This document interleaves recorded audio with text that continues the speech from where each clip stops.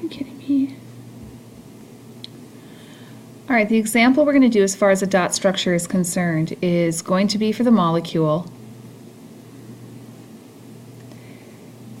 HCN.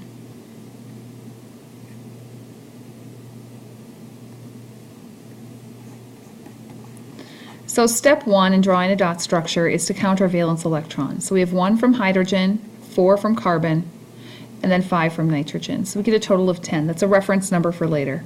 Step 2 is the arrangement of the atoms. I'm going to put my H, my C, and then my N in order.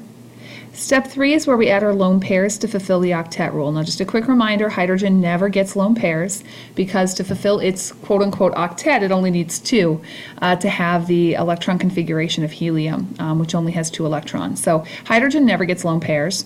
The carbon in the middle does need lone pairs up on the top and the bottom. And then the nitrogen also needs 3 lone pairs. Step 4, we count the electrons in our drawing. So we count the electrons both in bonds and in lone pairs. So when I count for HCN, I get 2, 4, 6, 8, 10, 12, 14. Now if this number was the same as my initial number 10, I would stop and this would be the correct dot structure. But because those numbers are not the same, this is not the correct dot structure for HCN.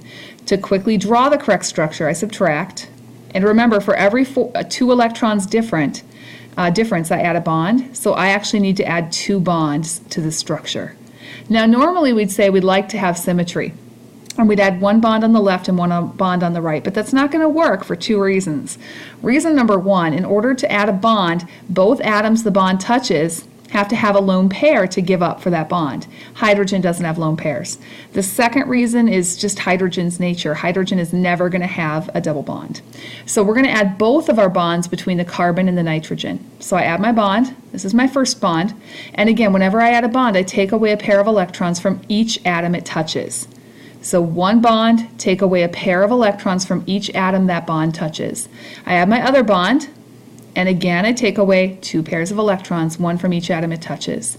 So when I rewrite this structure, I have H with a single bond to C with a triple bond to N. And be careful, we do have a lone pair remaining on nitrogen, an unbonded pair of electrons.